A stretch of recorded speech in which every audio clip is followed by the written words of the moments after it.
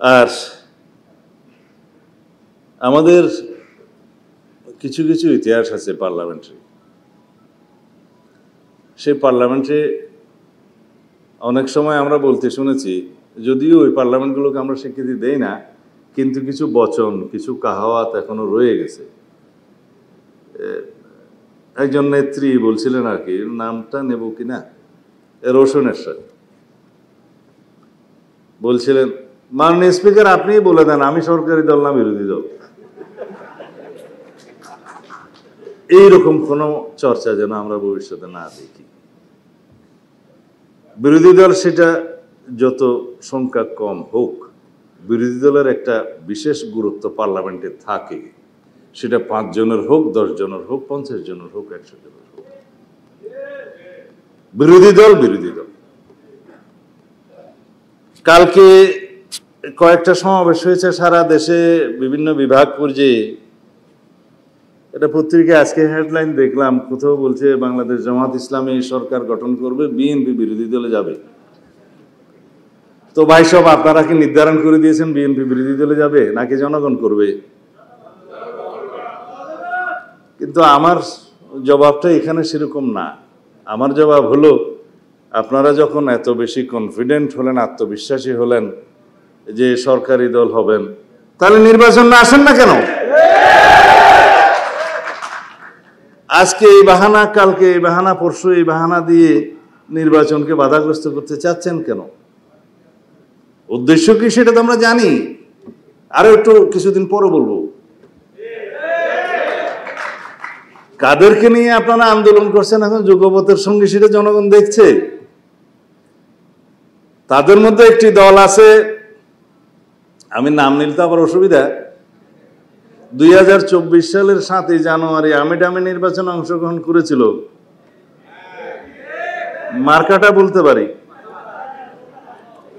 না? না, আচ্ছা আপাতত ওইটা থাকলো, কারণ 7টা দলের মধ্যে আপনারা নাম খুঁজে নেবেন।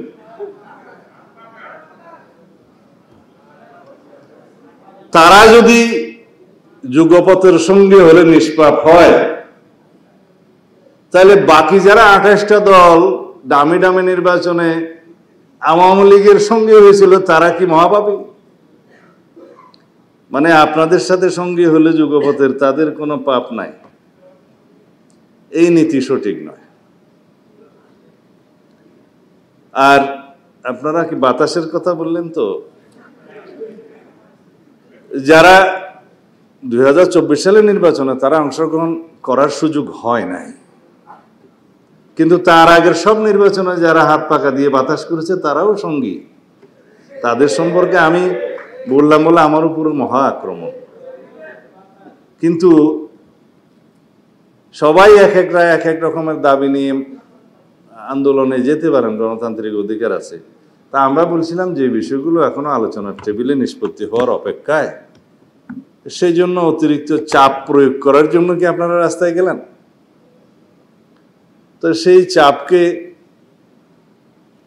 আবার বাতাসশূন্য করার জন্য আমাদেরকেও তো যেতে হবে রাস্তায় আন্দোলনে। সেটা কি আমরা এখন চাই? কারণ আমরা আলোচনার টেবিলে নিষ্পত্তি চাই। কারণ বাংলাদেশের গণতান্ত্রিক সংস্কৃতিতে অনেক পরিবর্তন হয়েছে। আমরা চর্চার মধ্য দিয়ে আছি রাজনৈতিক সংস্কৃতির, সেই চর্চা করতে করতে আমরা এইটাকেই ধারণ করব। আমরা ঐক্যবদ্ধ থাকবো জাতীয় ইস্যুতে, দেশের স্বার্থে ইস্যুতে, স্বাধীনতা, সার্বভৌমত্ব, গণতন্ত্রের ইস্যুতে, যে কোনো জাতীয় বিষয়ে আমরা ঐক্যবদ্ধ থাকব। কিন্তু গণতান্ত্রিক চর্চায় আমাদের মধ্যে বাহাস হবে, মতভিন্নতা হবে, বহুমত পোষণ করব, কিন্তু সেটার নিষ্পত্তি হবে আলোচনার টেবিলে। আলোচনার টেবিল এবং আন্দোলন দুইটা যদি একই ইস্যুতে হয়, তাহলে এটাও স্ববিরোধিতা। কেউ বলছেন পিআর চাই, ঠিক আছে, পিআর যদি চাইতে হয় সেটা তো ডিসাইড করবে জনগণ। আমরা কে কয়টা রাস্তায় মিছিল করলাম, বিভাগীয় পর্যায়ে কে কয়টা সভা করলাম, 1000 2-3 লোক নিয়ে মিছিল করলাম, তাতে কি পিআর প্রতিষ্ঠিত হয়ে গেল?